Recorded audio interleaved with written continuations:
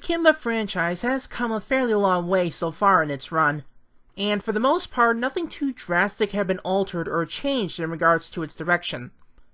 Kimba the White Lion and Leo the Lion were both made pretty close to the same time, under control of Osamu Tezuka, and with conclusion of the 1966 Leo the Lion anime, the franchise had gone rather quiet.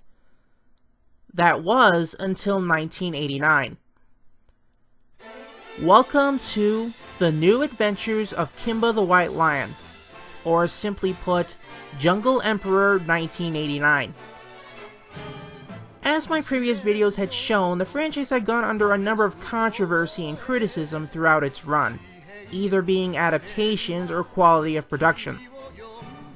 Never have I seen more troubled agreement than I had with this anime in particular, and I'll be going over why that is later on in the video. This anime was created with Osamu Tezuka being in charge of character design, but the real mind behind this anime belonged to Takashi Yui. More on this later. As you can probably already figure out, this anime is very different from the show it had before. And since it is so different, there's a lot of points we're gonna have to revisit. Plot and conflict, characters, animation, artwork, and music. Unlike Leo the Lion though, comparing its plotline to the previous anime isn't gonna work, because this is a complete new retelling. Again, more on this later. So after over 20 years since its original anime, how well does this new Kimba hold up? Let's go in and find out.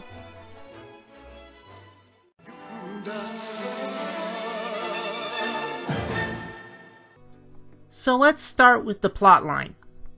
The overall story in this 1989 adaptation mirrors that of the manga pretty extensively. The jungle once belonged to the White Lion Panja, but after he gets killed by humans, orphaned Kimba must learn to rule in his father's place, and become a prominent king of this jungle. For the most part, this overall theme is pretty much the same as it always has, but as I've stated in my reviews before, execution is important. Giving it some credit, the story is much more focused, with actual character arcs throughout. The most evident one is a character arc with Leo that lasted from episode 13 to episode 21, in which we see Leo struggle with trying to protect his jungle after so much pressure is put on him, and that nobody else is standing up, even leading to him being exiled from his own jungle halfway through. But there is an important thing regarding this story. You see, this anime has 52 episodes, much like the original anime did. However, this is where things begin to get a bit sketchy. Osamu Tezuka only had his original view on the show implemented for just 6 episodes before he passed away. This means that the rest of the series was created without his consent, and as such they are extremely different from the manga, at least according to the fans. And I do have to agree on some of the more questionable episodes. One episode I know was not in the original work was episode 39, literally called Nightmare. And yes, this episode is basically asking what if an atomic bomb landed in Kimba's jungle. Well, okay, it's a satellite, but it's still just as graphic. Part of this is what also gave it a more mixed reception. It's much more edgy and dark than the original franchise did. Now yes, Leo the Lion was more violent than Kimba the White Lion, but the difference comes down to realism, which the 1989 anime is far more so. When you look at this anime, there isn't points where there's a cartoonish feel at all. There's no points where the animals start building farms or houses, nor do the characters look exaggerated for the sake of comedy, nor is there any comic relief characters put in to keep things funny. The series only gets more and more dark as it goes on, and like Leo the Lion, death happens a lot. Not as often to prominent characters, but it happens either way. Much of the complaints from fans often point this out and how it's not in the original spirit of the manga, and after seeing the later episodes, I can see why. I've also seen some rather vague comparisons between this and another anime, Ginga Nagariboshi Gin, which I honestly don't know where this comparison came from.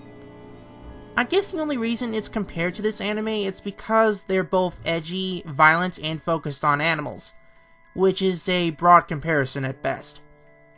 This anime is a much more violent, but also more realistic take on the show, which I think sums up the situation best.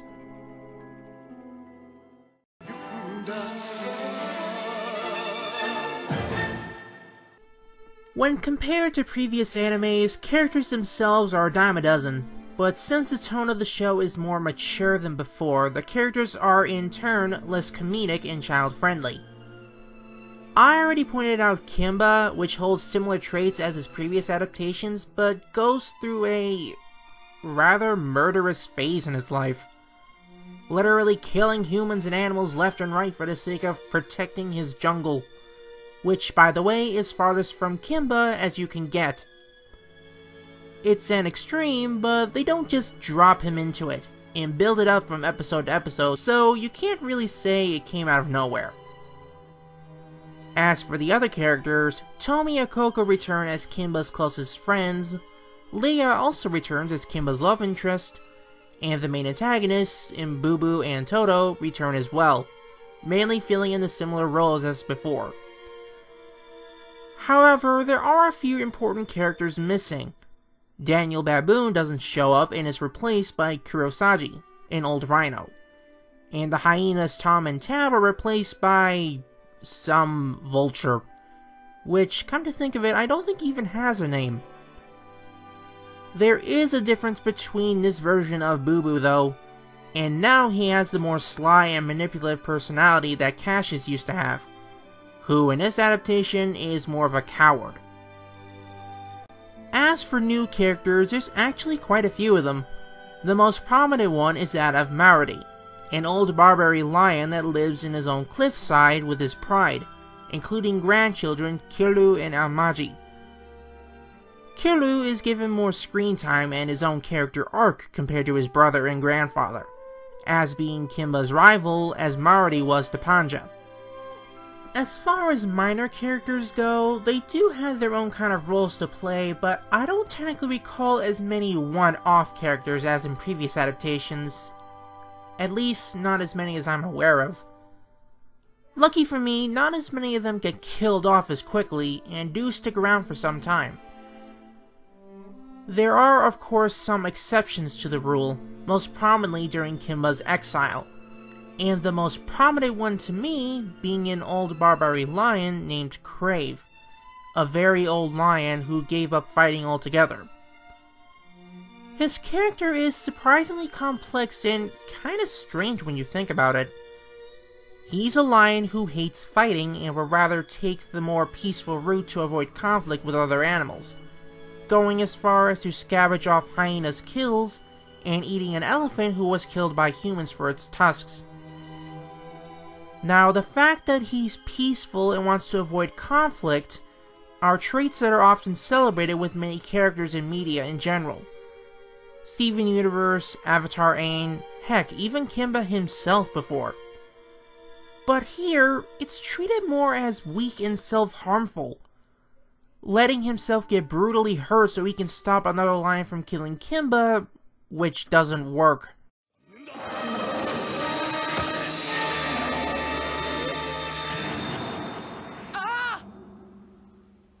There are other examples of complex characters like this, but I think I'll just move on to the next segment.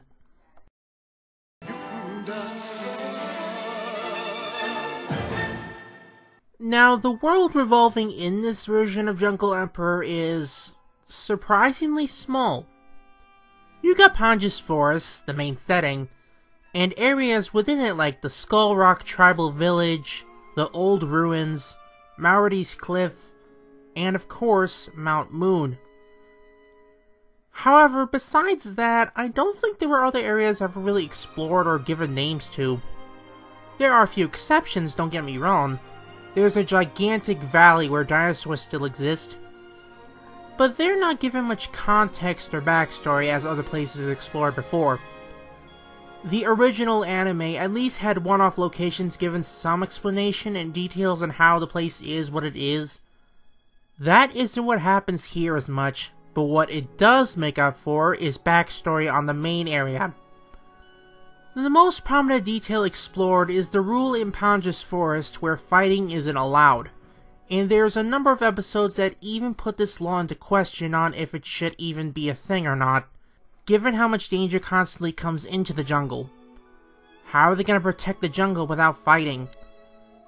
In fact, it was this rule that made Kimba leave the jungle in the first place, especially after his incident with him fighting against wild dogs and hyenas to, quote-unquote, make them stop fighting. Despite this, it's still a bit of a downgrade in my opinion.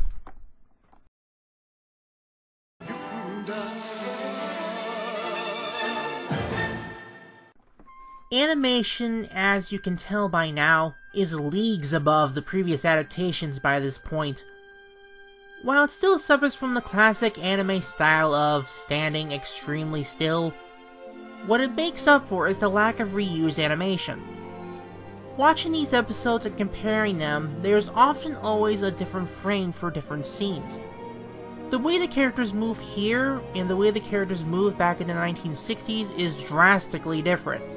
Now, I'm not saying it never reuses animation, but often it does this only on an episode-by-episode basis, meaning that particular animations are sometimes repeated only for the episode it's a part of. Besides that, the movement of the characters is different per episode and keeps a more natural flow.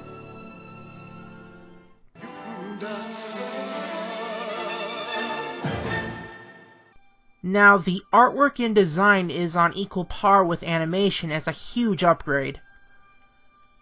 They're still using watercolor backgrounds, but the details in them are extremely well done.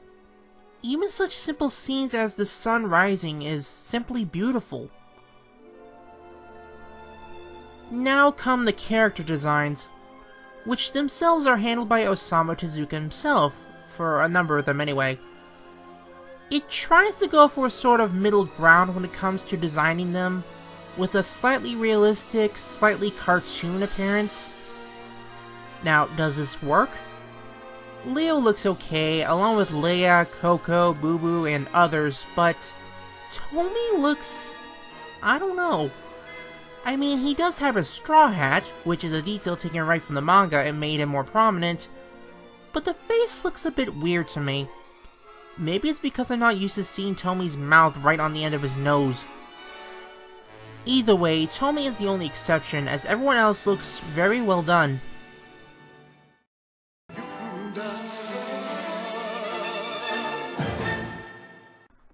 Okay, now this soundtrack holds in a similar vein to the 1993 Kimba adaptation, in which while it doesn't follow the character movements, it does still fit in the scenes it's a part of.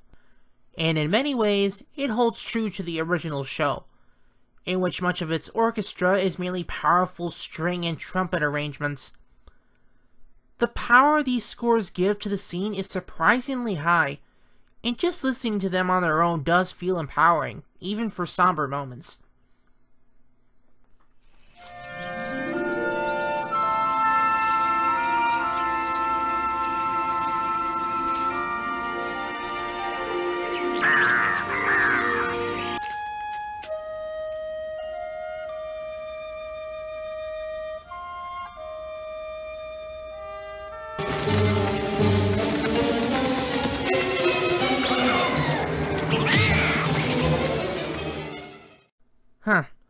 Well, looks like that's everything for this adaptation. Now, you might have noticed that I've left out voice acting in much of the categories, but that's because this is only the Japanese version of this anime. It's one of those times where I've seen both sides of it. Now, this does indeed have an English dub, which we'll be going over in part 2.